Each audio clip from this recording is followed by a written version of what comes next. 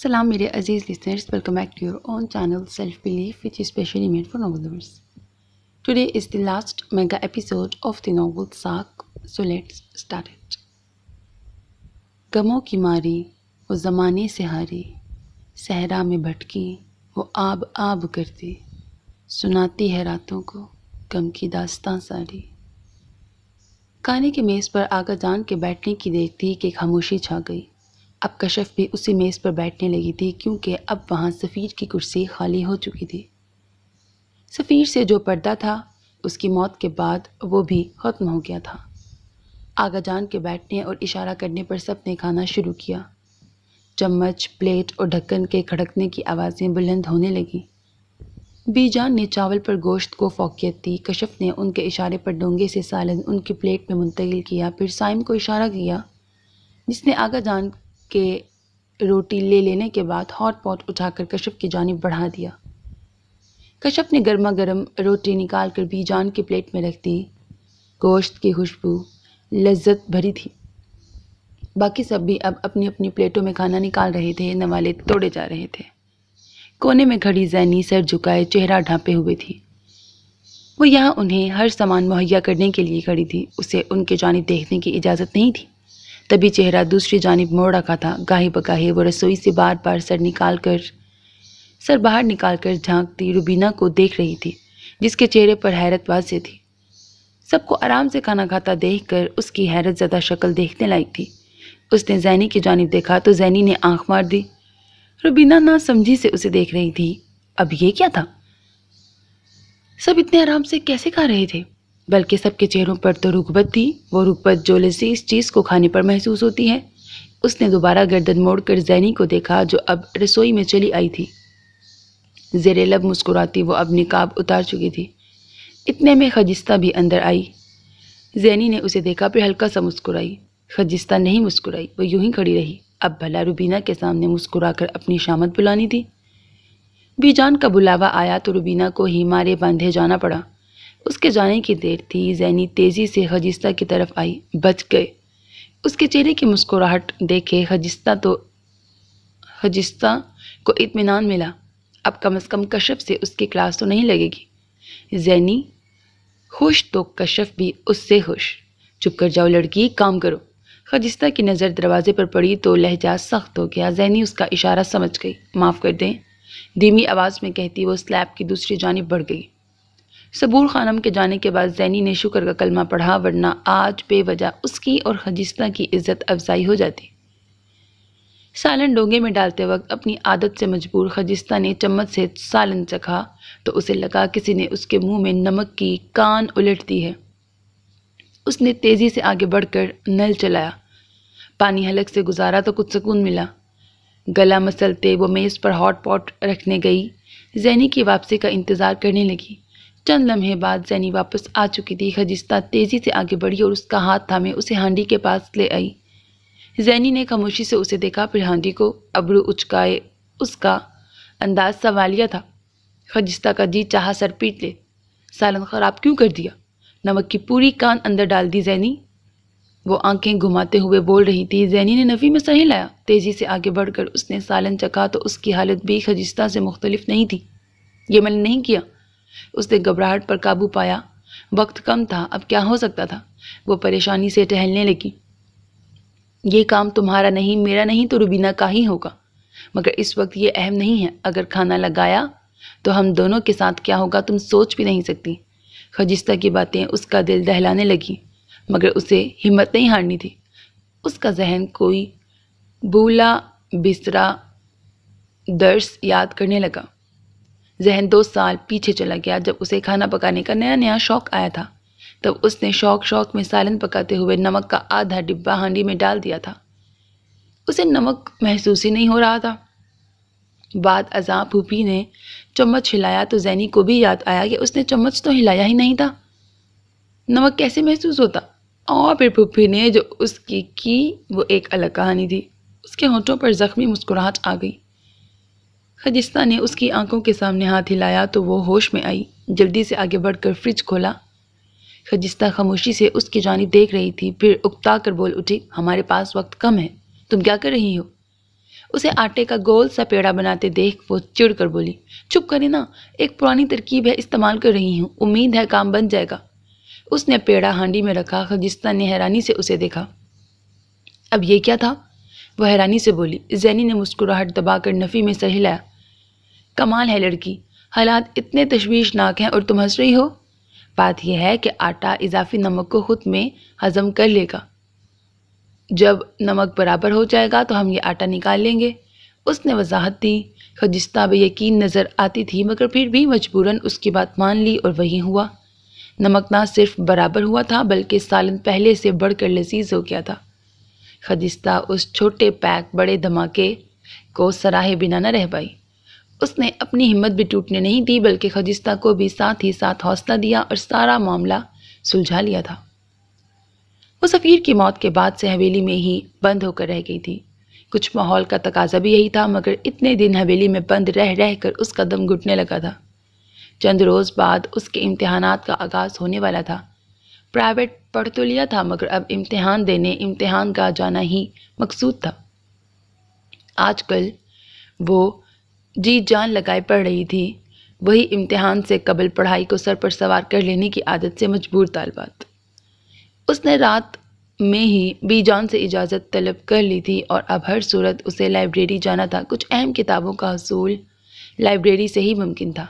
شام ڈلتے ہی وہ زینی کو خجستہ کے سپرد کیے روبینہ کو لیے حویلی کے داخلی دروازے سے باہر نکلی۔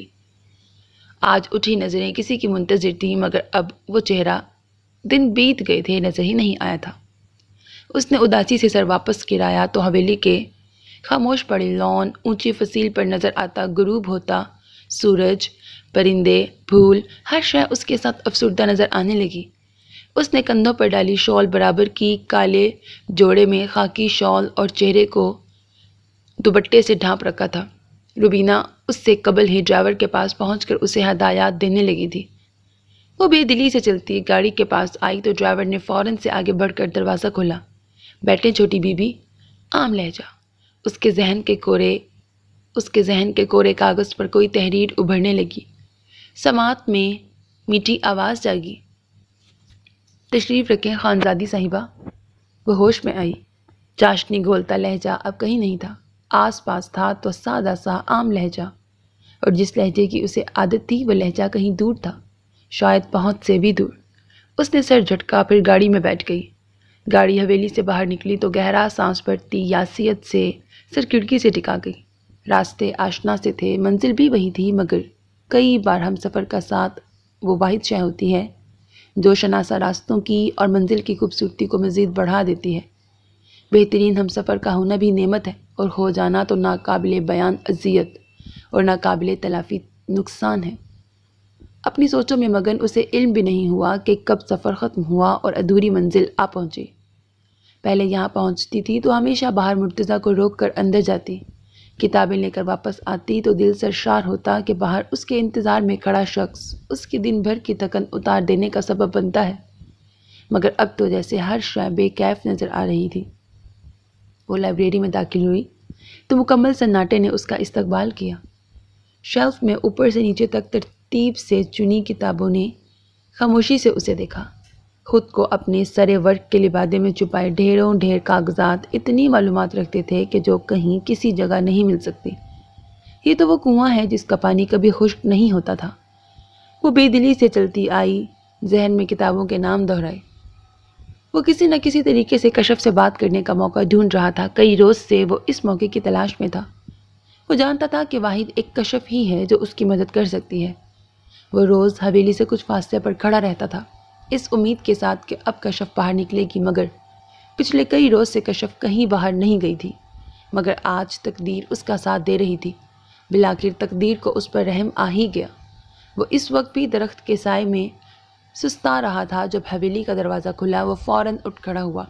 جس طریقے سے گارڈ چوکنا ہو رہے تھے اور جیسے گارڈز کی گاڑیاں باہر نکل رہی تھیں، اسے علم ہو گیا کہ کشف ہی گاڑی میں موجود ہے، کیونکہ حویلی کی عورتوں کو ایسے ہی نگرانی میں کہیں لے کر آیا اور جایا جاتا تھا۔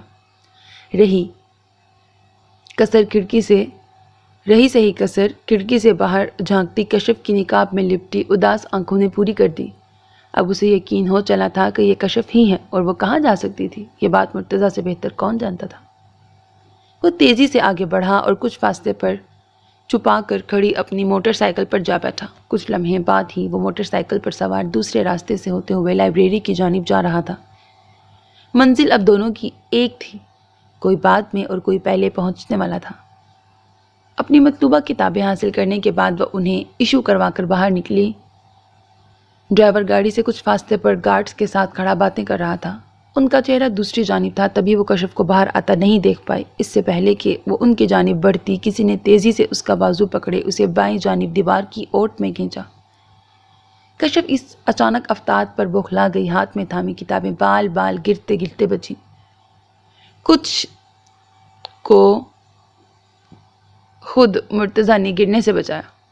اگر شور ہوتا تو بخش اور گارڈز کا دھیان اس کی جانب مبذول ہو جاتا، ایسا وہ ہرگز نہیں چاہتا تھا۔ اس سے پہلے کہ کشف چیخ پاتی، مرتضیٰ نے تیزی سے منہ پر لپیٹا رومال اتارا۔ اس کا چہرہ دیکھے جہاں کشف کو حیرانی ہوئی، وہاں انجانی سی خوشی نے اسے گھیرے میں لے لیا۔ اتنے عرصے بعد محبوب کا دیدار اس کے لیے کسی نعمت سے کم نہیں تھا۔ وہ بے چینی سے اس کا چہرہ دیکھنے لگی۔ مرتضیٰ نے اسے یک ٹک اپنی جانب دیکھتے پایا تو گلا کھنگھارا۔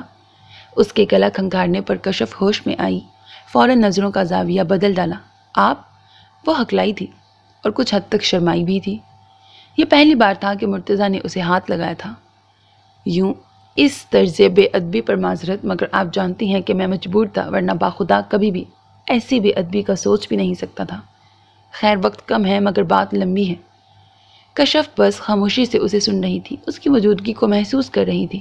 اس کا پاس ہونا ہی کافی تھا۔ دلے بے چین کو سکون مل رہا تھا۔ آنکھوں کو اس کی دید سے قرار نصیب ہوا تھا۔ دل جو پہلے بے کیف تھا اب ایک دم ہی موسم اور سب کچھ کھل اٹھا تھا، ساتھ ہی دل مسکرانے لگا تھا۔ مرتضیٰ چند لمحے لب بھینچ کر اسے دیکھتا رہا، پھر گہرا سانس خارج کیا۔ آپ بھی یہی سمجھتی ہیں کہ میں نے سفیر سائی کو مارا ہے؟ کشف نے دھیرے سے پلکیں اٹھائیں اور اس کے شفاف چہرے کی جانب دیکھا۔ نقاب تلے ہونٹ بے دردی سے کچلے، گلا تر کیے وہ بولنے کے قابل ہوئی۔ دل کہتا ہے کہ اس بات پر یقین نہ کرو، اور حالات کا تقاضا ہے کہ کر لو، مگر کیا کریں، دل آڑے آ جاتا ہے۔ نہ یقین کر پاتے ہیں نہ بے یقین رہ پاتے ہیں، عجیب صورتحال سے دو چار ہیں۔ ان گزرے دنوں میں جو بھی وہ محسوس کر رہی تھی منو ان اسے بتا دیا۔ مرتضیٰ اس کے جانب دیکھتا رہا، پھر گہرا سانس لیے پیچھے ہٹا۔ یعنی کہ آپ کو یقین ہے؟ کشف نے تیزی سے نفی میں سر ہلایا۔ ہم نے ایسا تو نہیں کہا، آپ ہمیں غلط سمجھ رہے ہیں۔ وہ غلط فہمی کا شکار تھا اور وہ اسے غلط فہمی کا شکار نہیں رہنے دینا چاہتی تھی، اسی لیے تیزی سے بول اٹھی۔ چند لمحے مرتضیٰ اسے یقین اور بے یقینی کی کیفیت میں دیکھتا رہا۔ خانزادی صاحبہ، میرا آپ سے دوسرا سوال یہ ہے کہ میری بہن کیسی ہے؟ خدا را اچھی خبر سنائیے گا۔ یہ بات میں نے بہت ہمت کیے پوچھی ہے، مجھ میں اتنا ضبط نہیں کہ یہ پوچھ پاؤں۔ اس کا لہجہ ٹوٹا بکھرا تھا، معلوم ہو رہا تھا کہ وہ کتنی تکلیف میں ہے۔ محبت تو یہ ہے کہ محبوب کا بھی خیال رکھا جائے، بے فکر رہیں۔ ہم جتنا کر سکتے ہیں ہم کر رہے ہیں، ہم بہترین طریقے سے اس کا خیال رکھنے کی کوشش کر رہے ہیں۔ خجستہ کو ہم نے اسی کام پر مامور کیا ہے، مگر ایک بات ہم سمجھ نہیں پائے مرتضیٰ، آپ نے کیسے خود کو اجازت دے دی کہ آپ نے اپنی بہن کو بنی ہونے دیا؟ جہاں اس کا جواب سنے مرتضیٰ کو سکون محسوس ہوا تھا، وہیں اس کا کیا اگلا سوال تکلیف دہ تھا۔ اس کا انداز چبھتا ہوا نہیں تھا، مگر سوال چبھتا ہوا تھا۔ مرتضیٰ کے لیے نظریں ملانا دوبر ہو گیا۔ یہ جو محبت ہے یہ انسان کے بہت امتحان لیتی ہے خانزادی صاحبہ، آپ نہیں سمجھیں گی۔ نفی میں سر ہلاتے وہ مڑنے والا تھا جب کشف نے تیزی سے اس کا بازو تھاما۔ اس کے آخری بات نے کشف کو تکلیف پہنچائی تھی۔ وہ کیسے نہیں سمجھ سکتی تھی؟ محبت تو نام ہی امتحان کا تھا، امتحان امتحان اور بس امتحان۔ دوسری جانب مرتضیٰ کے لیے بھی کشف کا یہ نیا انداز ایک دھچکا تھا۔ اسے کشف سے اس بات کی امید نہ تھی کہ وہ اسے یوں روکے گی۔ ہم سے بہتر کوئی سمجھ بھی نہیں سکتا، سنا آپ نے؟ یوں ہی آپ سے محبت کا دعویٰ نہیں کیا، ہر امتحان میں آپ کو پورا اتر کر دکھائیں گے، یہ وعدہ ہے ہمارا آپ سے۔ اسے یوں ہی گم سم چھوڑے اگلے ہی لمحے وہ اپنی کتابیں سنبھالے لائبریری کی سیڑھیاں اترنے لگی۔ اسے آتا دیکھ کر ڈرائیور تیزی سے گاڑی کی جانب بڑھا۔ اس کے دروازہ کھولنے سے پہلے روبینہ نے باہر نکل کر دروازہ کھولا۔ کشف نے تمام کتابیں روبینہ کی جانب بڑھا دیں، جنہیں اس نے فوراً سے تھام کر اگلی سیٹ پر رکھ دیا۔ نقاب تلے کشف کے چہرے پر مسکراہٹ پھیلی ہوئی تھی۔ دیدار یار روح تک کو سرشار کر گیا تھا۔ گاڑی کے چلنے سے قبل محض ایک بار مڑ کر کشف نے اس دیوار کی جانب دیکھا جس کی آڑ میں مرتضیٰ کھڑا تھا۔ ڈوبتے سورج کی آخری کرنیں ان دونوں کے درمیان حائل ہوئیں تو منظر بیک وقت خوبصورت اور ادھورا رہ گیا۔ تقدیر، وقت اور قسمت مسکرا دیے۔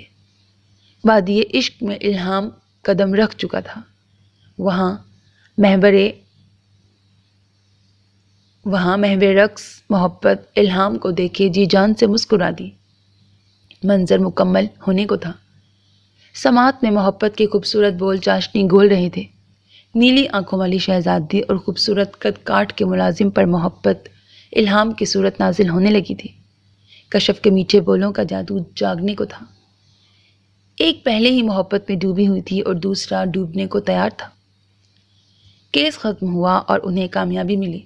آئی جی صاحب نے اسے دفتر بلا کر دوبارہ سے چھٹیاں دے دیں کیونکہ وہ جانتے تھے کہ بہرام صرف اور صرف کیس کی خاطر واپس آیا تھا۔ وہ سفیر کی موت سے آگاہ تھے۔ انہیں اس بات کا دکھ تھا کہ انہیں بہرام کو اتنی نازک صورتحال میں واپس بلانا پڑا، مگر ان کی بھی مجبوری تھی۔ انہوں نے یہ بات جب بہرام سے کی تو بہرام کے زخم کریدے گئے۔ کیس کی تفتیش میں مصروف رہ کر کافی حد تک اس نے خود کو سنبھالا ہوا تھا، مگر اب آئی جی صاحب کے بات کرنے پر اسے لگا کہ سارے غم دوبارہ سے ہرے ہو گئے ہیں۔ آنکھیں شدت ضبط سے سرخ ہو گئی تھیں۔ ان سے اجازت لیے وہ تیزی سے باہر نکلا۔ وہ کسی کے سامنے کمزور نہیں پڑنا چاہتا تھا۔ پچھلے کچھ دنوں سے وہ اپنے فرض میں اتنا مگن تھا کہ اس کا دھیان اس جانب بہت کم جاتا تھا۔ رات ہوتے ہی اس کی اور سفیر کی بچپن کی تمام یادیں اس کے سامنے آنے لگتی۔ اسے نئے سرے سے ملال آ گھیرتا۔ اس کی مغفرت کی دعائیں کرتے وہ رو پڑتا تھا۔ کئی بار وہ نماز پڑھنے کے بعد جب سفیر کے حق میں دعا کرنے کو ہاتھ اٹھاتا تو زبان سے کوئی لفظ جاری ہی نہیں ہو پاتا تھا۔ پچھلے کئی روز سے اس کا جی چاہا کہ وہ اڑ کر سوات پہنچ جائے، اپنے بھائی کی قبر پہ جائے، مگر وہ اپنی جگہ مجبور تھا۔ لیکن اب ہر صورت وہ جلد از جلد سوات پہنچنا چاہتا تھا۔ گاڑی اونچے نیچے راستوں سے ہوتی اب سوات کی حدود میں داخل ہو چکی تھی۔ موسم نے یکدم ہی تیور بدل لیا۔ خنک ہوائیں، جاڑے کے کڑکڑاتے پتے، سنسان سڑک اور حزن و ملال میں گھرا اس کا دل۔ ہر شے اسے شریک غم محسوس ہو رہی تھی۔ 5 گھنٹے کی ڈرائیو 4 گھنٹے میں مکمل کیے بغیر اپنی تکن کی پرواہ کیے اس نے گاڑی قبرستان کو جاتے راستے پر ڈال دی۔ دل ایک دم سے مزید افسردہ ہونے لگا۔ پچھلی بار جب وہ سوات آیا تھا تو اس کا جی چاہتا تھا کہ سفیر کو راہ راست پر لے آئے، مگر اس کی یہ خواہش ادھوری رہ گئی۔ زندگی میں کچھ خواہشات ادھوری رہنے کے لیے ہی کی جاتی ہیں، جو لا حاصل رہ کر نئے سرے سے اذیت میں دوچار کرتی رہتی ہیں۔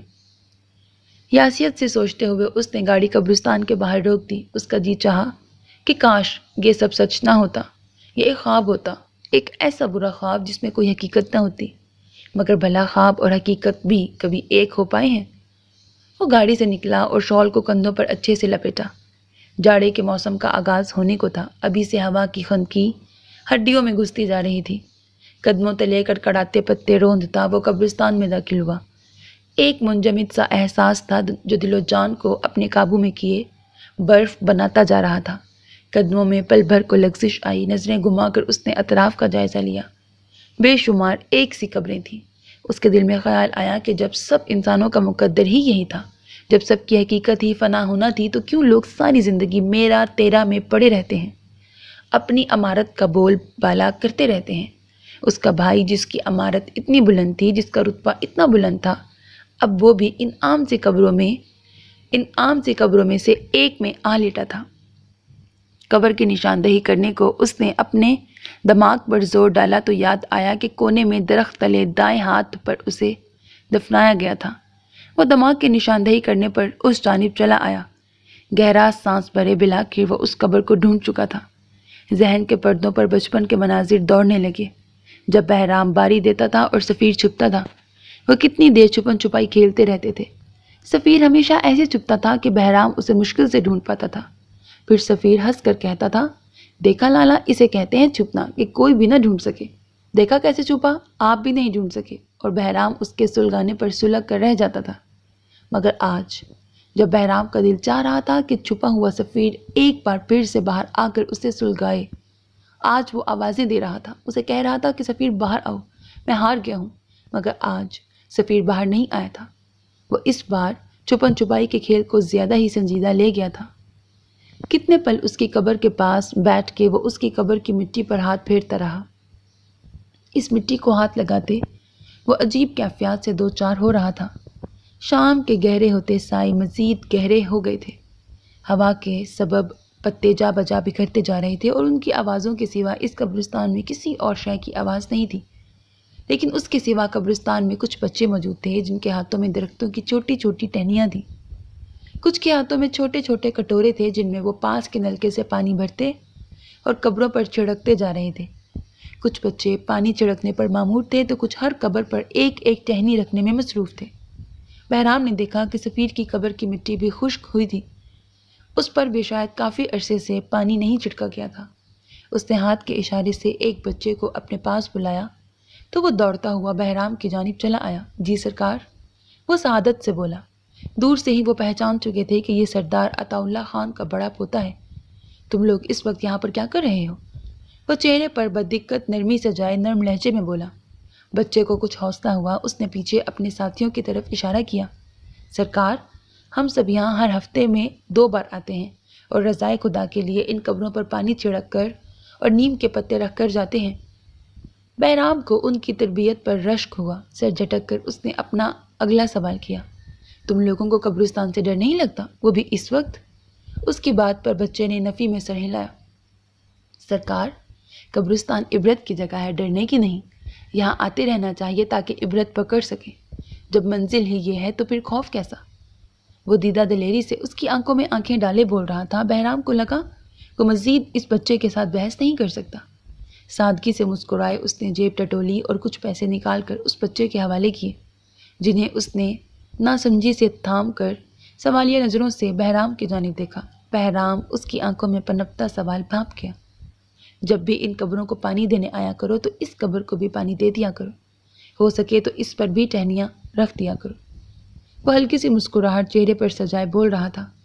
اس کی مسکراہٹ میں کہیں کہیں غم کی پرچھائی بھی تھی۔ سرکار، آپ یہ پیسے واپس رکھ لیں، مجھے ان کی ضرورت نہیں ہے۔ میں نے آپ کو پہلے بھی بتایا ہے کہ ہم یہ کام رضائے خدا کے لیے کرتے ہیں، آپ کا کام کر دیا کریں گے۔ پیسے واپس اس کے ہاتھوں میں تھما کر وہ بچہ دوسری جانب چل دیا۔ آج وہ بچہ بہرام کو اس کی زندگی کا بہت بڑا سبق دے کر گیا تھا۔ وہ سبق شاید کسی کتاب سے مل ہی نہیں سکتا تھا، وہ سبق انسانیت کا سبق تھا۔ عطا اللہ خان اور زمان خان بخش کے ہمراہ آج ڈیرے گئے ہوئے تھے۔ بی جان، صبور خانم اور سبین خانم اپنے اپنے کمروں میں آرام فرما رہی تھیں۔ کشف آج کل اپنے امتحان کی تیاری میں مصروف رہتی اور زیادہ وقت پچھلے باغ میں ہی گزارتی تھی۔ آج کافی دنوں بعد اسے آرام کا موقع ملا۔ بنا حویلی کے کام کھانا بنا حویلی کے کام اتنے زیادہ تھے کہ وہ ایک کر کے فارغ ہوتی تو اگلا کام اس کا منتظر ہوتا، مگر چونکہ ہر کوئی مصروف تھا سو اسے آج کافی وقت مل گیا۔ اس نے سوچا کہ یہ وقت یوں ہی بیٹھ کر ضائع کرنے سے بہتر ہے کہ وہ جا کر آرام کر لے۔ ویسے بھی یہاں آنے کے بعد سے اب تک اس کی نیند ہی وہ واحد چیز تھی جو اب تک پوری نہ ہو پائی تھی۔ گھر میں تو پھوپھی کا جب جی چاہتا اسے اٹھا دیتی اور اسکول جانا ہوتا تب بھی وہ مشکل سے 6 بجے اٹھتی تھی، مگر یہاں اسے 4 بجے اٹھنا پڑتا تھا۔ ایک بار پھر گھر اسے جی بھر کر یاد آیا، ساتھ ہی ساتھ وہ روز کی رونق سمی اور قمر بھی یاد آ گئے۔ نہ جانے وہ کیا کر رہے ہوں گے، اسے یاد بھی کرتے ہوں گے یا نہیں۔ گھر میں سب کیسے ہوں گے، اس کا ابا، اس کی پھوپھی، اس کا لالا، اس کا سونو، اسے سب کی بے انتہا یاد آ رہی تھی۔ وہ محبتوں کی عادی تھی، نفرت بھرے رویے اس نے کبھی نہیں سہے تھے، مگر یہاں تو اس روز سے وہ سب کے سرد لہجے اور سرد رویے کو ہی محسوس کر اور دیکھ رہی تھی۔ صرف ایک کشف تھی جس کے رویے اور لہجے کو دیکھ کر اسے کچھ حد تک سکون ملتا تھا۔ خجستہ کا رویہ بھی اس کے ساتھ بہتر تھا۔ یہاں گزرتے شب و روز بے کیف سے تھے اور وہ شخص جس کے نام پر وہ اس حویلی میں آئی تھی اسے اس روز کے بعد سے اب تک دیکھا ہی نہیں تھا۔ وہ اس کا محسن تھا، کیا مزید رہے گا؟ اسے یہ بات بھی پریشان کرتی تھی، مگر ان سب بے کیف دنوں میں وہ ایک چیز جو اس کے اداس دل کا مرہم بنتی تھی وہ فصیل پہ کبوتروں کی موجودگی تھی۔ وہ اپنے اس کمرے کم کال کوٹری زیادہ کی چوکھٹ پر بیٹھی تھی۔ سونے کا ارادہ ترک کر دیا تھا کیونکہ اندر جانے کی ہمت اس میں ناپید تھی۔ وہ رات کے تھکاوٹ سے چور بدل لیے سیدھا آ کر بستر پر گرتی تھی تو فوراً نیند اپنے غلبے میں لے لیتی تھی۔ یوں اندھیرے سے ڈر جانے کا سوال ہی پیدا نہیں ہوتا تھا، مگر اب اندر جانا مشکل تھا۔ وہ چوکھٹ پر بیٹھی تھی جب اسے آہٹ کا احساس ہوا۔ اس نے سر اٹھا کر دیکھا تو راہداری کے کونے میں اسے روبینہ نظر آئی تھی۔ اس نے ادھر ادھر دیکھا، پوری راہداری خالی تھی۔ اسے روبینہ سے خوف محسوس ہوا۔ یہ عورت ہمیشہ اس کے کام بگاڑتی رہتی تھی، نہ جانے اس سے زینی سے کیا دشمنی تھی۔ وہ گھبرا کر اپنی جگہ سے اٹھ کھڑی ہوئی جبکہ روبینہ اسے مسلسل گھورتی اس کی جانب چلی آئی۔ تم یہاں کیوں بیٹھی ہو؟ چلو آؤ میرے ساتھ۔ اس کے پاس آ کر مزید کچھ کہے بغیر اس کا بازو پکڑے وہ اسے لیے دوسری سمت چل دی۔ زینی اس کے ساتھ چلتی کم گھسٹتی زیادہ خود کو چھڑوانے کی کوشش کر رہی تھی۔ اب تو خجستہ بھی آس پاس نہیں تھی۔ کہاں لے جا رہی ہیں آپ مجھے؟ وہ تیزی سے بولی تو روبینہ نے اس کا بازو مروڑ ڈالا۔ بی بی سرکار کا حکم ہے، مردان خانے چلنا ہے۔ وہ بغیر اس کے جانب دیکھے بولتی جا رہی تھی جبکہ اس کی بات سنتی زینی کو حیرت ہوئی۔ یہ بی بی سرکار کا حکم ہے کیا؟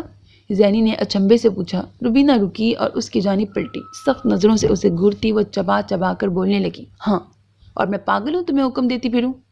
بی بی سرکار کو سانس کی بیماری ہے، ان کا سانس لینے والا آلہ زنان خانے میں موجود نہیں ہے، مگر مردان خانے میں بہرام سرکار کے کمرے میں موجود ہے۔ اس نے جان بوجھ کر بہرام کے کمرے کا ذکر کیا۔ وہ جانتی تھی کہ اس نے جو چال چلی ہے اگر وہ اس میں کامیاب ہو جائے گی تو زینی کو حویلی والوں کے عطاب سے کوئی نہیں بچا پائے گا۔ در حقیقت نہ بی جان کو سانس کی بیماری تھی اور نہ ہی انہیں کسی آلے کی ضرورت تھی۔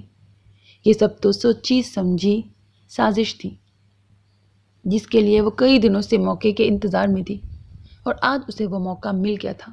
اس کے وہم و گمان میں بھی نہیں تھا کہ آج ہی بہرام لوٹ آئے گا، جبکہ اس کے ساتھ چلتی زینی لاتعداد سوچوں میں گھری ہوئی تھی۔ تو یہ کام آپ ہی تو کر سکتی نا؟ مردان خانے میں داخل ہوتے ہی وہ کہے بغیر نہ رہ سکی۔ آگے جاتی روبینہ نے پلٹ کر اسے گھورا۔ میں تمہاری طرح فارغ نہیں ہوں، مجھے مزید بہت سے کام ہیں۔ تم سکون سے ڈھونڈ لینا اور اس کے بعد کمرے کی صفائی کر کے آ جانا۔ کوئی مرد نہیں ہے آج مردان خانے میں۔ اسے بہرام کے کمرے تک چھوڑ کر وہ واپس نیچے کی جانب بڑھ گئی۔ وہ جانتی تھی کہ سانس لینے کا ایسا کوئی بھی آلہ حویلی میں موجود نہیں ہے، اور زینی اس آلے کی تلاش میں پورے کمرے کو بکھیر کر رکھ دے گی۔ ایسے میں کسی کا اچانک اس کمرے میں آ جانا، کمرے کی بکھری حالت کو دیکھنا اور سب سے بڑھ کر زینی کو وہاں دیکھنا، زینی کو کس قدر مصیبت میں ڈالے گا یہ سوچ سوچ کر ہی وہ خوش ہوتی جا رہی تھی۔ زینی تیزی سے اس کمرے میں داخل ہوئی۔ احتیاط کے طور پر نقاب بھی کر لیا تھا۔ بھلے ہی مردان خانے میں کوئی مرد موجود نہیں تھا، مگر اسے جلد از جلد مطلوبہ شے ڈھونڈ کر واپس جانا تھا، یہی اس کے لیے بہتر تھا۔ قبرستان سے واپسی پر وہ سیدھا حویلی ہی آیا تھا۔ فی الحال وہ کسی سے بھی ملنے ملانے کی حالت میں نہیں تھا۔ تبھی گاڑی پارک کرنے کے بعد بغیر کسی سے کوئی بات کہے وہ مردان خانے کی جانب بڑھ گیا۔ اندر آنے پر کسی کو نہ پا کر اس نے سکون کا سانس بھرا۔ سامان نہ وہ لے کر گیا تھا اور نہ لے کر واپس آیا تھا، اسی لیے سیدھا اوپر کی جانب بڑھ گیا۔ سیڑھیاں چڑھ کر اوپر آیا، پھر کف فولڈ کرتا اپنے کمرے کی جانب بڑھا۔ چڑ کی آواز سے دروازہ کھلا۔ سنگار میز کے پاس جھکی زینی کی سانس تھم گئی۔ وہ کمرے میں آیا تو کسی لڑکی کو کمرے میں پا کر چونک گیا۔ آخر کون تھی جو اس کے کمرے میں موجود تھی؟ حالانکہ حویلی میں سب اس کی عادت سے واقف تھے کہ وہ کسی بھی نوکر کو کیا حویلی کے کسی فرد کو بھی اپنی غیر موجودگی میں اس کمرے میں برداشت نہیں کر سکتا تھا۔ سنگار میز سے مطلوبہ چیز کی تلاش کرتی زینی چونکی۔ اگلے ہی لمحے وہ تیزی سے مڑی۔ کسی لڑکی کو نقاب میں اپنے کمرے کے سامان سے چھیڑ چھاڑ کرتا دیکھ بہرام کے غصے کا گراف پل بھر میں آسمان کو چھونے لگا۔ زینی نے بھاگنا چاہا مگر اس سے قبل ہی اس کی مومی کلائی بہرام کے ہاتھوں میں آ چکی تھی۔ اگلے ہی لمحے بہرام نے اسے کھینچ کر دیوار سے لگایا تھا۔ وہ کانپتی، ہونٹ چباتی سر جھکا گئی۔ پہلی بار کوئی مرد اس کے اتنے قریب تھا، اور تھا بھی ایسے کہ غصے سے بھرپور۔ کون ہے تم؟ یہاں کیا چرانے آئی تھی؟ اس کا سوال چبھتا ہوا تھا مگر زینی خاموش رہی، سر تک نہ اٹھا۔ میری جانب دیکھو لڑکی۔ اس کے بازو پر گرفت سخت کرتے اس نے زینی کو گھورا۔ اس کے سخت لہجے اور انداز پر زینی نے آنکھیں اٹھا کر اس کی جانب دیکھا۔ صرف ایک پل کو وہ چونکا، اگلے ہی لمحے ان آنکھوں کو دیکھے وہ ساکت ہوا تھا۔ یہ آنکھیں کوئی لوٹا ہے ایسے، خزاں چھائی ہے جیسے، کھلی حقیقت ہے ایسے، منجمد ہر احساس ہے جیسے، ڈوبی ہے زندگی کی حقیقت ایسے، آ گئی روح پر سوار ہوئی ہو جیسے۔ وہ جب سے کشف سے ملاقات کیے لوٹا تھا، اسے اس بات نے اطمینان دے رکھا تھا کہ اب وہ محفوظ ہاتھوں میں ہے۔ وہ جانتا تھا اب کشف ہر صورت زینی کا خود سے بھی بڑھ کر خیال رکھے گی، چاہے اسے کچھ بھی کرنا پڑ جائے۔ اتنے دنوں کی کثافت کچھ حد تک رفع ہوئی تھی۔ وہ پرسکون سا برگد کے درخت تلے چارپائی ڈالے لیٹا تھا۔ ہلکی ٹھنڈی ہوا کو اس کا لمبا کوٹ روکے ہوئے تھا۔ اٹاری میں دھواں چل رہا تھا۔ بڑی مدت کے بعد آج سب کو کچھ سکون آیا تھا۔ تبھی دیسی گھی کے پراٹھوں کی پکائی کی خوشبو پورے صحن میں پھیلی ہوئی تھی۔ کونے میں سر جھکائے کمر بیٹھا تھا۔ اس کا دکھ واقعی بہت بڑا تھا۔ وہ نہ ٹھیک سے کچھ کھا پا رہا تھا نہ پی رہا تھا۔ اندر ہی اندر گلتا وہ بے حال ہو رہا تھا۔ مرتضیٰ اسے اب تک نہ سنبھالتا تو وہ حویلی بھی پہنچ چکا ہوتا۔ آہستہ سے گردن موڑے مرتضیٰ دوسری جانب دیکھنے لگا۔ نظریں خالی منڈیر پر گئیں، پھر ناکام لوٹ آئیں۔ ذہن خود بخود کل کے واقعے کی طرف چلا گیا۔ وہ کشف کی باتیں، آنکھوں کی وہ روشنی اور پیام محبت کا دل فریب احساس۔ ایک بار پھر الہام محبت دل پر اترا، روح تک دل فریب احساس پھیلا کر وہ بے چین اٹھ بیٹھا۔ یہ کیسے ہو سکتا ہے؟ بے چین دل نے دماغ سے سوال کیا۔ میں کن راہوں پر چل نکلنے کو تیار ہوں؟ اس نے سر جھٹکا۔ وہ اور خان زادی، بھلا جس کی حیثیت کو کبھی اس کا اپنا باپ قبول نہیں کرے گا، اس کی حیثیت کیا کہ وہ خان زادی کا ہاتھ مانگے؟ اس نے سر جھٹکا۔ منڈیر اب بھی خالی تھی۔ وہ حیرانی سے اس کی جانب دیکھ رہا تھا۔ یہ آنکھیں اسے اسی چھت پر لے گئیں، اسے وقت میں پیچھے لے گئیں۔ وہ ان ہرنی جیسی آنکھوں میں پہلی بار خوف، دوسری بار بے خوفی اور اب دوبارہ خوف دیکھ رہا تھا۔ وہ ایک لمحے میں اس سے دور ہوا۔ اس وجود کو تکلیف دینے کے بارے میں سوچ کر ہی اسے تکلیف ہو رہی تھی۔ زینی نے خاموشی سے اس کی جانب دیکھا۔ خاموشی کا دورانیہ بڑھا تو وہ باہر جانے کو مڑی جب اسے بہرام کی آواز سنائی دی۔ تم یہاں کیا کر رہی ہو؟ وہ سانس روکے پوچھ رہا تھا۔ اس کا دل دھڑک رہا تھا اور ایسے دھڑک رہا تھا کہ اسے اپنا دل ہاتھوں میں محسوس ہوا۔ اس نے شدت سے دعا کی کہ اس کے منہ سے اس بات کا وہ جواب نہ نکلے جو وہ سوچ رہا تھا۔ وہ سننا ہی نہیں چاہتا تھا کہ وہ بنی ہوں، ساکھ ہوں۔ بہرام ساکت رہ گیا۔ دھڑکن تھم گئی، سانس تک رک گئی تھی۔ یہی جواب وہ سننا نہیں چاہتا تھا۔ اس کا مطلب وہ اس کی بیوی تھی۔ تم سے نکاح ہوا تھا میرا؟ تم زنیش ہو؟ مذاق ہے نا؟ اسے اب بھی امید تھی کہ وہ انکار کر دے گی، مگر حویلی میں موجودگی، اس کے کمرے میں اس کی موجودگی، یہ سب کیا تھا؟ وہ کیسے حقیقت سے نظریں چرا لیتا؟ جی میں ہی زنیش ہوں، میں آپ کی بیوی نہیں ہوں سائیں، میں بس ونی ہوں۔ یوں ہی تڑپ تڑپ بے نام و نشاں رہنا اور مرنا میرا مقدر ہے۔ میری پھپھی نے کہا تھا کہ میں بس ونی ہوں، کسی کی بیوی نہیں۔ وہ اتنی سمجھدار نہ تھی، مگر رومانہ کی باتیں اس کے ذہن میں آئیں تو وہ سب کہتی گئی۔ اسی نے کہا تھا کہ وہ بس ونی ہے، کسی کی بیوی نہیں۔ اس کے منہ سے نکلتے الفاظ کو وہ بے یقینی سے سن رہا تھا۔ سر پھٹنے کو تھا۔ یہ کیا تھا؟ تقدیر کے فیصلے اتنے سنگ دل کیوں ہوتے ہیں؟ وہ کچھ کہنے والا تھا جب دروازہ دھاڑ کی آواز سے کھلا۔ بہرام اور زینی نے بیک وقت دروازے کی جانب دیکھا۔ بی جان کے ساتھ ساتھ رومانہ بھی اندر آئی، مگر بہرام کو دیکھ کر نہ صرف بی جان ٹھٹکی بلکہ رومانہ کے ہاتھوں کے طوطے بھی اڑ گئے۔ اس نے تھوک نگلا۔ عزت تو بچانی ہی تھی، پھر چاہے کچھ بھی کرنا پڑتا۔ کیا ہو رہا ہے یہاں؟ بی جان غیظ و غضب سے بولی۔ بہرام کو حیرانی ہوئی، بی جان کا رویہ کب سے ایسا اکھڑا اکھڑا ہو گیا؟ وہ ہمیشہ اسے پہلی نظر پر پیار دیتی تھی، مگر اب ان کے لہجے میں برچھی کی کاٹ تھی۔ بی جان کیا مطلب، کیا ہو رہا ہے؟ اس نے نفی میں سر ہلایا۔ رومانہ نے نہ بولنے کی قسم کھا لی تھی۔ نہ بولی تب بھی پھنسی، بولی تب بھی۔ یہی کہ نہ تم ملنے آئے ہم سے نہ کسی اور سے، اور آتے ہی اس منحوس کے پہلو میں کھڑے ہو، اور اس کی مجال دیکھو تمہارے کمرے میں کیسے کھڑی ہے، اور اوپر سے ڈٹائی دیکھو کیسے ٹکڑ ٹکڑ دیکھ رہی ہے۔ بی جان کا بس نہیں چل رہا تھا کہ آگے بڑھ کر اس کا چہرہ تھپڑوں سے لہولہان کر دے۔ پھر کیا ہوا بی جان؟ میری بیوی ہے، میں اس سے بات کر رہا تھا۔ اس کی بات پر بی جان پتھرا کر رہ گئی۔ اس کی آنکھوں میں جھانکا کہ شاید کہیں کوئی مذاق کی رمق ہو، مگر وہاں بس سچائی ہی سچائی تھی۔ زینی بس خاموشی سے بہرام کا شفاف چہرہ دیکھنے میں مگن تھی۔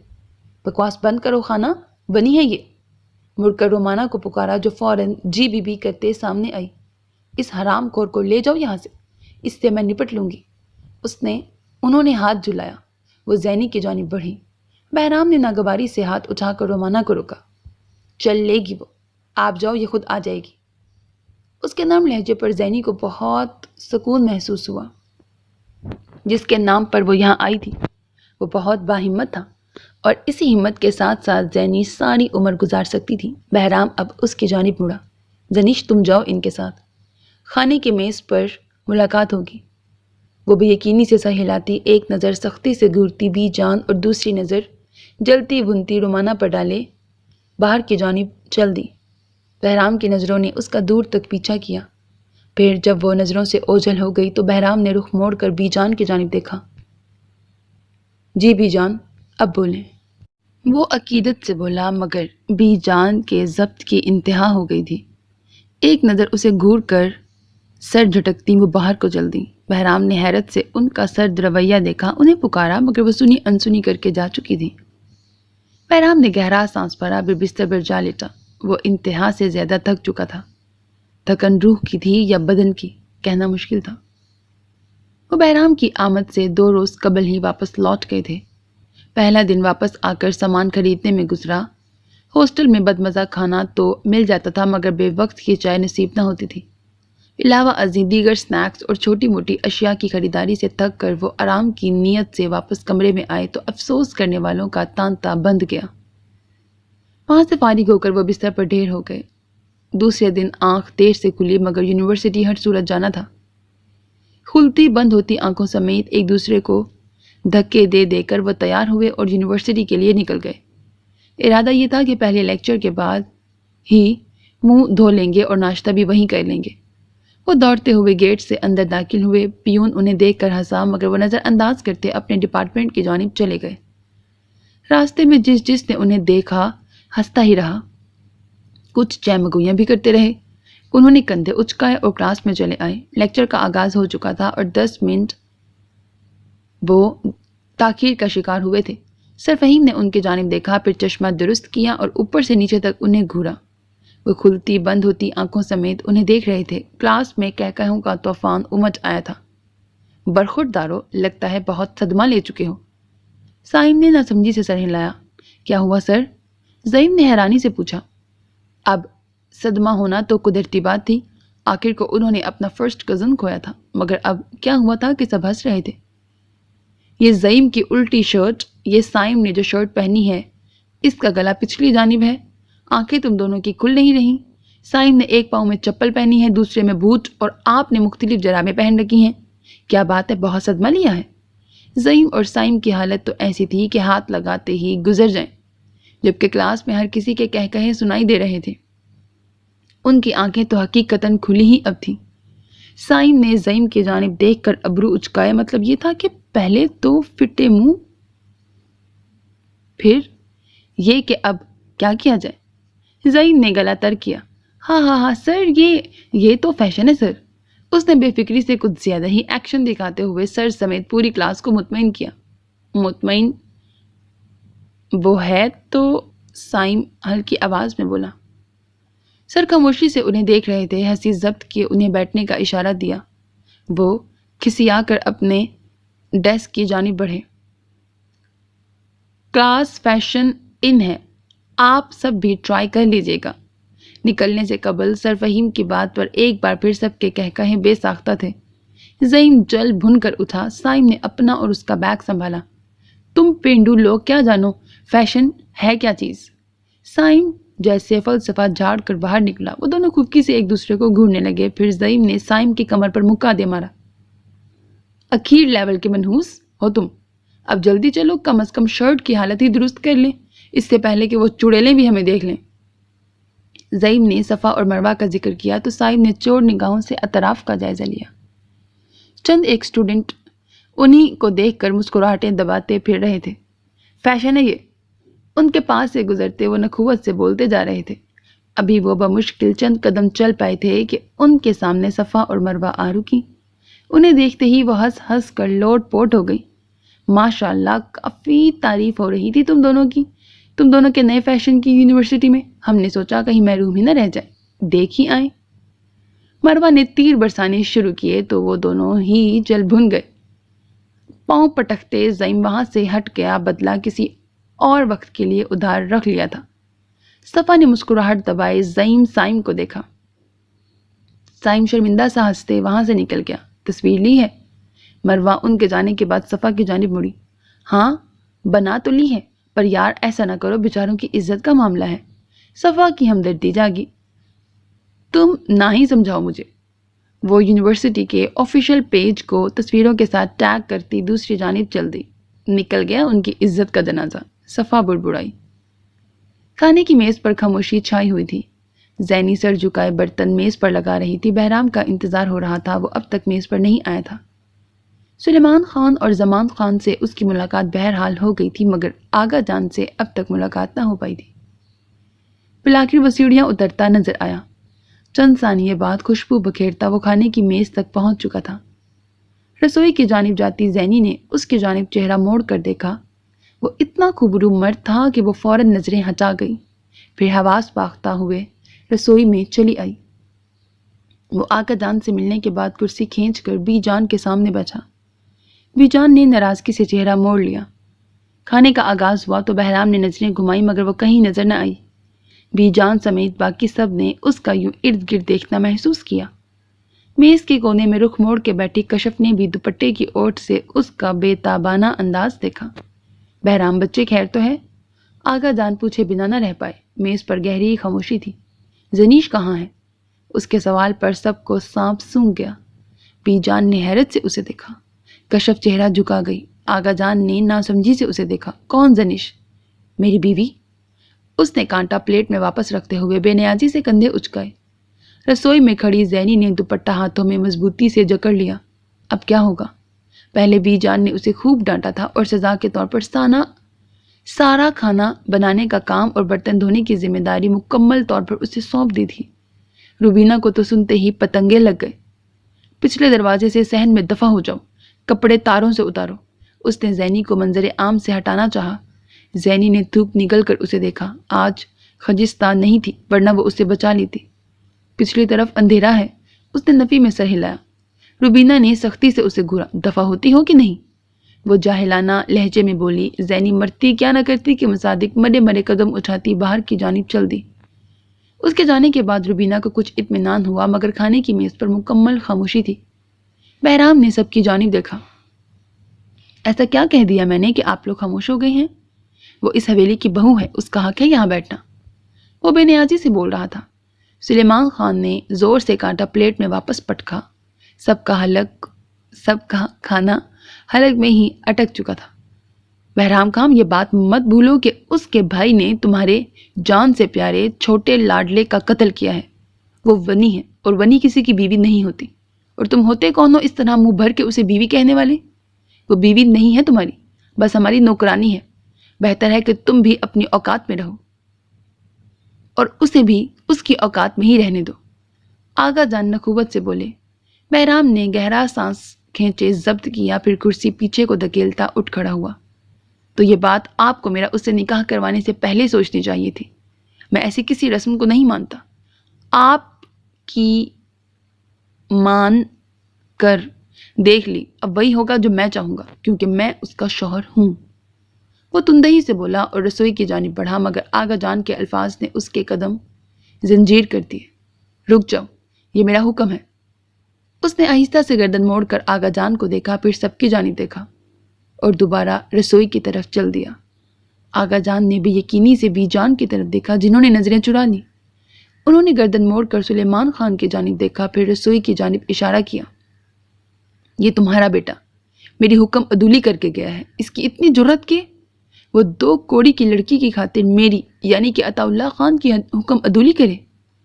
ان کا تنفس تیز سے تیز تر ہوتا جا رہا تھا۔ خود سلیمان خان سمیت باقی سب بھی دم سادے حیران بیٹھے تھے۔ یہ کیسی بغاوت کی ہوا چلی تھی۔ وہ رسوئی میں آیا، گردن گھما کر ارد گرد دیکھا مگر وہ کہیں نہیں تھی۔ وہاں محض روبینہ تھی جو شیلف کے پاس کھڑی تھی۔ اس نے سوالیہ نظروں سے روبینہ کی جانب دیکھا۔ وہ کہاں ہے؟ کون کہاں ہے سرکار؟ روبینہ بالکل انجان بنتے ہوئے بولی۔ بہرام نے نظریں گھمائیں۔ زیادہ بننے کی کوشش مت کریں، میں جانتا ہوں کہ آپ سمجھ چکی ہیں۔ وہ تیز لہجے میں بولا تو روبینہ کے ہاتھ پاؤں بھول گئے۔ تیزی سے اس نے باہر جاتے دروازے کی جانب اشارہ کیا۔ وہ سرکار، وہ پچھلی جانب۔ اس کی باقی بات کو نظر انداز کرتے وہ تیزی سے پیچھے جاتے دروازے کی جانب بڑھا۔ دروازہ کھول کر باہر آیا تو گہرے اندھیرے نے اس کا استقبال کیا۔ دور سرونٹ کوارٹر سے آتی ہلکی سی روشنی کے سبب کچھ حد تک بینائی اس ماحول سے شناسا ہوئی۔ کوئی حوالہ کونے میں لگی تاروں پر سے کپڑے اتارنے میں مصروف تھا۔ وہ دبے پاؤں چلتا اس کے پیچھے جا کر کھڑا ہوا۔ آہٹ محسوس کرتی زینی چونکی اور فوراً سے مڑی، مگر پیچھے ایک دم ہی کسی کو کھڑا پا کر اس کے ہاتھوں کے طوطے اڑ گئے۔ ہاتھ میں موجود کپڑے بھی نیچے جا گرے، جبکہ دوسری جانب بہرام اس کے یوں بوکھلانے پر گھبرا گیا۔ اس سے قبل کہ وہ آپے سے باہر ہو کر چیخنے چلانے لگتی، بہرام بول اٹھا، ہوش میں آؤ، یہ میں ہوں۔ بہرام کی آواز سن کر اسے کچھ سکون محسوس ہوا، ورنہ اسے ایسا لگا جیسے بخش پیچھے کھڑا تھا۔ وہ نقاب پہ نہیں تھی۔ نیم اندھیرے میں وہ اس کا خوبصورت چہرہ دیکھ سکتا تھا۔ وہ چہرہ جو اس نے ہمیشہ ڈھکا ہوا ہی دیکھا تھا، آج اس کے لیے حلال بھی تھا اور ڈھکا ہوا بھی نہیں تھا۔ وہ اس کے چہرے کو غور سے دیکھ رہا تھا۔ وہ کتنی معصوم تھی اور کتنی چھوٹی تھی۔ وہ چہرہ اتنا خوبصورت تھا کہ اگر وہ اسی چہرے کو دیکھتا رہتا تو شاید وہ کام بھول جاتا جس کے لیے وہ یہاں آیا تھا۔ اس نے سر جھٹکا۔ وہ جھک کر کپڑے اٹھانے لگا تو اسے بھی شرمندگی محسوس ہوئی۔ وہ بھی ساتھ ہی جھک کر کپڑے اٹھانے لگی۔ بکھرے کپڑے اکٹھے کرنے کے بعد بہرام نے وہ کپڑے اسے تھما دیے۔ یہ کپڑے روبینہ کو پکڑاؤ اور آ کر کھانا کھاؤ ہمارے ساتھ۔ زینی اس کی جانب ایسے دیکھنے لگی گویا اس کا دماغ چل گیا ہو۔ کیا ہوا؟ بہرام نے حیرانی سے پوچھا تو زینی نے نفی میں سر ہلایا۔ میں وہاں نہیں بیٹھ سکتی، میں وہاں بیٹھ ہی نہیں سکتی، وہ بوکھلا کر بولی۔ وہ ان رویوں کی اب مزید عادی نہ تھی، مگر وہ اس کی عادتیں بگاڑ رہا تھا۔ بہرام نے اس کی جانب خفکی سے دیکھا۔ میں تمہیں حکم دے رہا ہوں کہ تم وہاں بیٹھو گی، اس کے بعد بھی؟ اس نے سوالیہ انداز اپنایا۔ زینی سر جھکا گئی۔ صاحب، میں ان رویوں کی عادی نہیں ہوں، خدا را، جو چند دن آپ نے یہاں رہنا ہے اس نے مجھے بھی سکون سے رہنے دیں اور خود بھی سکون سے رہیں۔ آپ تو چلے جائیں گے لیکن آپ کے بعد میرے لیے ہی مسائل پیدا ہوں گے۔ وہ سر جھکائے بولتی گئی، پھر اس کے برابر سے ہو کر اندر جانے ہی والی تھی جب بہرام نے اس کا بازو تھام کر اسے اچانک روکا۔ میں تمہارا شوہر ہوں اور میں تمہیں حکم دے رہا ہوں کہ تم ہمارے ساتھ بیٹھ کر کھانا کھاؤ۔ تم جانتی ہو کہ شوہر کے حکم ٹالنے والی بیوی کو کتنی سخت سزا ملتی ہے؟ اس نے زینی کو ڈرانا چاہا۔ زینی نے بے خوفی سے اس کی آنکھوں میں جھانکا۔ میں آپ کی بیوی نہیں، صرف ونی ہوں، وہ تلخی سے بولی۔ اب وہ مزید بہرام کی بات نہیں سننا چاہتی تھی، مگر بہرام شاید آج اس کی سننے کے موڈ میں نہیں تھا۔ میرے سامنے ونی ہونے کا رونا مت رو۔ میں ایسی کسی بھی رسم یا ایسی کسی بھی فضول چیز کو نہیں مانتا، تو خاموشی سے میرے ساتھ اندر چلو اور مجھے سختی کرنے پر مجبور مت کر دو ورنہ پچھتاؤ گی۔ اب کی بار اس کا لہجہ واقعی سخت تھا، کسی بھی رعایت سے پاک۔ زینی بھی خاموشی سے اس کے ساتھ چل دی۔ وہ دروازے سے اندر آئے تو روبینہ نے تندہی سے اسے گھورا۔ بہرام کے اشارے پر اس نے وہ تمام کپڑے روبینہ کو تھما دیے تو روبینہ نے اس کی جانب دیکھا۔ روبینہ کی آنکھوں سے چنگاریاں نکل رہی تھیں۔ بہرام نے زینی کا کانپنا محسوس کر لیا، تبھی سخت لہجے میں روبینہ سے مخاطب ہوا۔ آپ اپنا کام کریں جا کر؟ جی صاحب جی، روبینہ اسبات پہ سر ہلاتی وہاں سے پلٹ گئی تو بہرام نے مڑ کر زینی کو دیکھا جس نے نفی میں سر ہلایا جیسے وہاں جانے سے انکار کر رہی ہو، مگر بہرام نے اس کی ایک نہ سنی اور اس کی کلائی کو گرفت میں لیے وہ کھانے کی میز کی جانب بڑھا تھا۔ انہیں ایسے آتا دیکھ کر کھانے کی میز پر سناٹا چھا گیا۔ زینی خوف زدہ نظروں سے سب کی جانب دیکھ رہی تھی۔ کشف کے دل کو سکون نصیب ہوا جبکہ آغا جان زور سے میز پر ہاتھ مارتے اٹھے اور کھانے کا میز ہی چھوڑ گئے۔ بی جان نے غصے سے چہرہ موڑ لیا مگر بہرام کو کسی کی پرواہ نہ تھی۔ اس کے برابر کی کرسی کھینچ کر وہاں زینی کو بٹھایا اور پھر مڑ کر اس کے ساتھ والی کرسی پر جا بیٹھا۔ وہ جانتا تھا کہ زینی بہت خوفزدہ ہے اور خود سے کچھ نہ لے گی نہ کھائے گی، اسی لیے وہ اس کے لیے وہیں بیٹھ گیا۔ وہ اس کے لیے کھانا نکال رہا تھا، پھر اس کے بعد اپنے لیے کھانا نکالا، پلیٹ اس کے سامنے رکھی اور اپنی پلیٹ اپنے سامنے۔ کھانا شروع کرو، اس نے نرمی سے کہا۔ اسے کچھ حوصلہ ہوا، آہستہ سے ہاتھ بڑھا کر اس نے چمچ اٹھایا۔ یہاں اس کے چمچ اٹھانے کی دیر تھی، وہیں بی جان بھی میز چھوڑ کر چلی گئی۔ پل کی پل بہرام نے نظریں اٹھا کر دیکھا، پھر واپس اس کی جانب دیکھ کر مسکرایا۔ تم کھانا کھاؤ، وہ نرم لہجے میں بولا۔ زینی مروتاً مسکرائی، پھر بمشکل نہ چاہتے ہوئے بھی حلق سے چند لقمے نیچے کیے۔ بہرام کو حوصلہ ہوا، زیادہ نہ سہی وہ کچھ تو کھا رہی تھی۔ بہرام کو دلی طور پر بی جان اور آغا جان کے رویے پر افسوس ہوا، مگر وہ ان کے معاملے میں بھی بے بس تھا اور اس معاملے میں بھی بے بس تھا۔ وہ کسی کے ساتھ ظلم کرنے والا نہیں تھا۔ وہ ان لوگوں میں سے تھا ہی نہیں جو عورتوں پر روب جماتے ہیں۔ وہ ان لوگوں میں سے تھا ہی نہیں جو کسی پر ظلم کر سکتے ہیں۔ میں جا رہا ہوں کمرے میں، تو میرے لیے چائے بنا کر لے آنا۔ کھانا کھانے کے بعد وہ آغا جان سے بات کرنے کی نیت لیے اٹھا، مگر وہاں سے جانے سے قبل زینی کو ہدایت دینا نہ بھولا۔ زینی نے ایک نظر کشف کی جانب دیکھا، جو اپنا چہرہ چھپا کر ہنس دی۔ زینی نے خفت سے سر اسپات میں ہلا دیا۔ بہرام سنجیدگی سے اسے دیکھتا وہاں سے چل دیا۔ وہ بھی ٹھیک سے اپنی قسمت پر نازاں بھی نہ ہو سکی کہ پل بھر میں روبینہ کسی آفت کی طرح وارد ہو گئی۔ چل اٹھ، تجھے بی جان نے بلایا ہے۔ زینی نے تھوک نگلا۔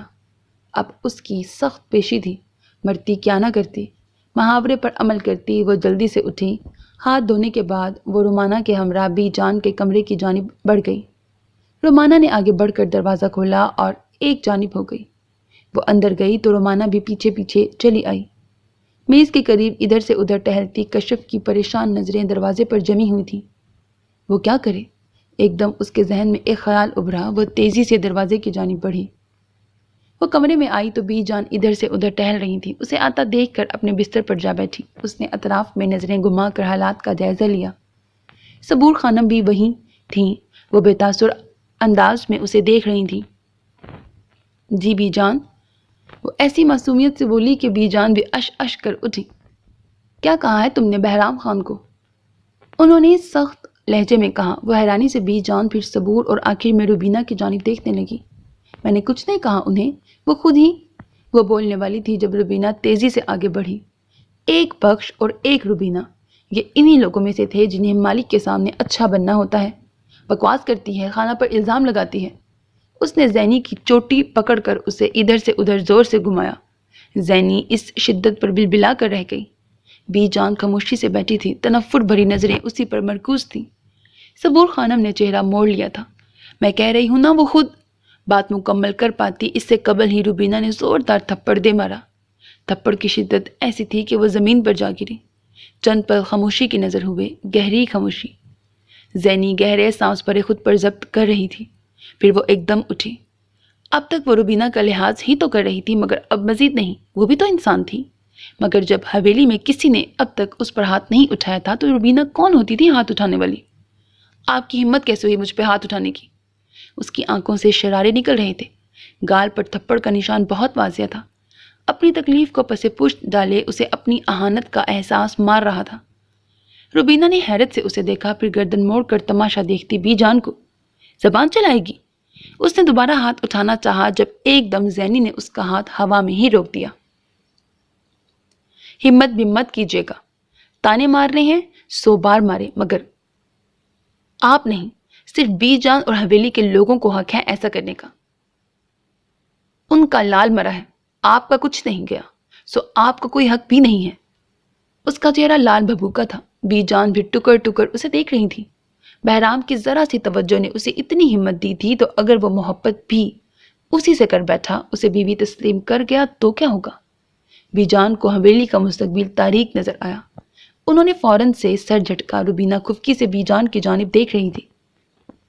اس کا غصے سے برا حال تھا، جبکہ صبور خانم ایک بار پھر سفیر کے ذکر پر اداس ہو گئی تھی، اسی لیے کمرہ چھوڑ کر چلی گئی۔ ان کے جانے کے فوراً بعد کشف اندر آئی۔ اس نے ارد گرد دیکھ کر حالات کی سنگینی کو بھانپا۔ بی جان کا غصہ، روبینہ کی بری حالت اور زینی کا چہرہ، اسے سب بتا گیا۔ اس سے پہلے کہ حالات مزید بگڑتے اس نے اپنا لہجہ سخت بنایا۔ لڑکی، باہر اب تک میز پر برتن کیوں پڑے ہیں؟ فوراً جا کر برتن اٹھا۔ وہ ان کے سامنے اس کے لیے آپ جناب طرز مخاطب بھی نہ اپنا سکی۔ اسے دلی طور پر اپنے اس رویے پر افسوس تھا، مگر مزید وہ زینی کو ادھر نہیں چھوڑ سکتی تھی، اسی لیے بہانہ بنا کر وہاں سے رخصت کیا۔ زینی نے اس کی جانب دیکھا۔ بھیڑ میں کوئی تو اس کا ہمدرد تھا۔ اس کا دل بھر آیا، مگر وہ رونا نہیں چاہتی تھی۔ وہ سر جھکا کر باہر نکلی اور میز پر پڑے برتن اٹھا کر رسوئی میں رکھنے لگی۔ برتن رسوئی میں رکھ لیے تو انہیں دھونے کے لیے اس نے نل کھولا۔ جیسے ہی نل کھولا اس کے آنسو بہہ نکلے، لیکن اس نے سختی سے انہیں پونچھ ڈالا۔ حویلی کے باقی لوگوں کو حق تھا کہ وہ اس کے ساتھ سخت لہجہ اپناتے، اسے تانے دیتے، اسے مارتے، مگر روبینہ جو کہ ایک ملازم تھی، اسے ایسا کوئی حق حاصل نہیں تھا کہ وہ زینی کی عزت کو مجروح کرے۔ نہ تو اسے ایسا کوئی حق حاصل تھا اور نہ ہی زینی نے ایسا کوئی حق اسے دیا تھا۔ بہرام کے ذرا سے نرم لہجے نے اسے بہت ہمت دے ڈالی تھی۔ کہاں وہ کسی کے سامنے کچھ نہیں بولتی تھی اور کہاں اب اس میں اتنی ہمت آ گئی تھی۔ کہاں وہ ان کے کھانے کے بعد بچا کھانا کھاتی تھی اور کہاں آج سب کے ساتھ بیٹھ کر کھا رہی تھی۔ اسے بار بار رونا آ رہا تھا۔ اس کا محسن اب تک اس کا محسن تھا اور وہ کتنا ہمدرد آدمی تھا۔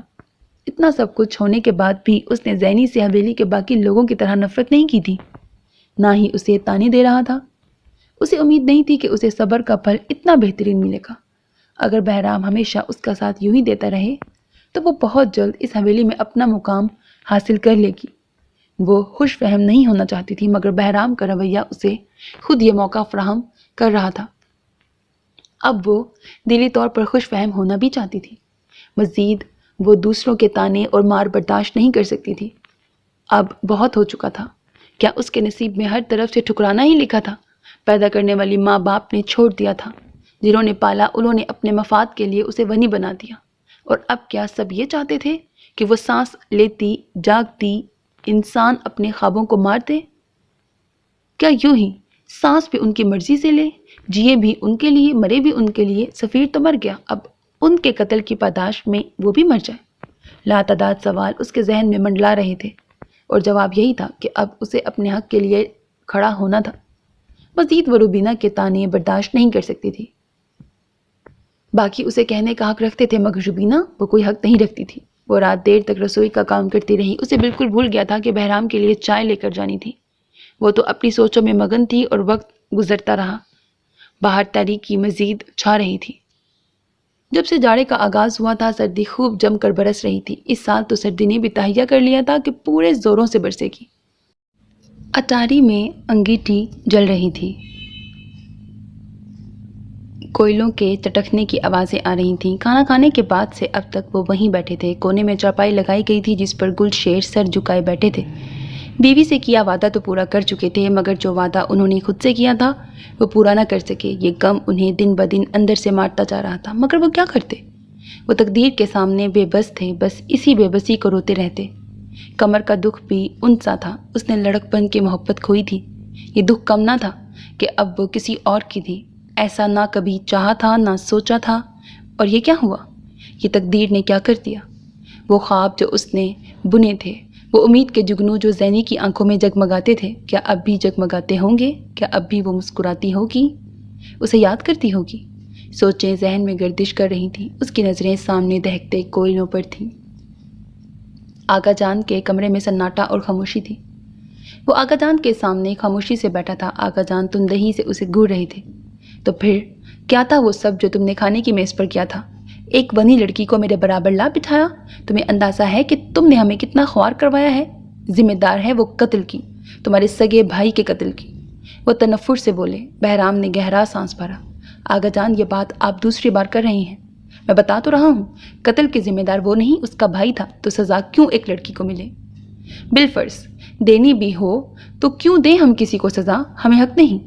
وہ بیزاری سے بولا۔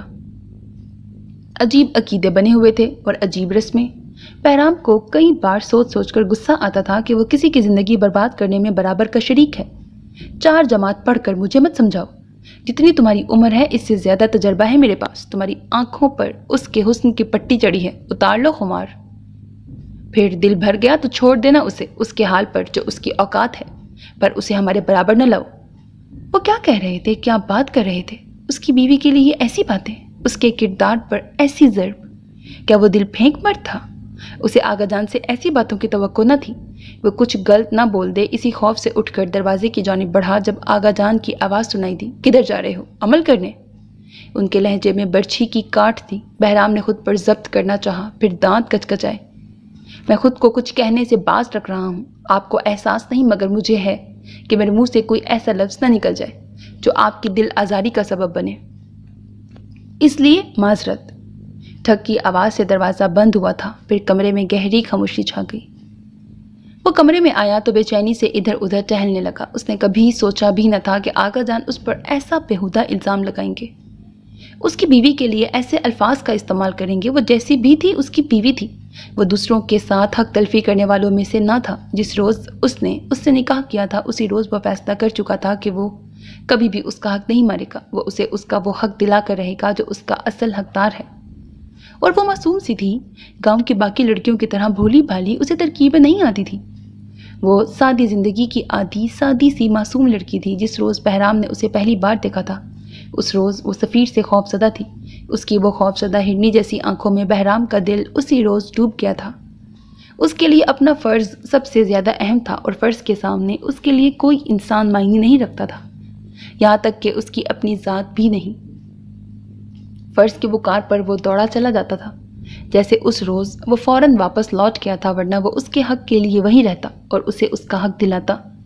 وہ لڑکی تھی، بہت ہی معصوم تھی، کم عمر بھولی بھالی لڑکی۔ وہ اسے اس مقام پر دیکھنا چاہتا تھا جہاں حویلی کی باقی عورتیں تھیں۔ وہ دل سے چاہتا تھا کہ وہ بھی کھل کر جیے اور اپنا مقام حاصل کرے۔ ابھی تک اس نے سفیر کے قتل پر تفتیش کا آغاز نہیں کیا تھا۔ وہ ان پنچایت کے فیصلوں کو نہیں مانتا تھا، نہ ہی وہ ایسی کسی رسم کو خاطر میں لاتا تھا۔ وہ سفیر کے قتل کا معاملہ خود دیکھنا چاہتا تھا، مگر وہ چاہتا تھا کہ کچھ عرصے بعد اس کیس پر کام شروع کرے۔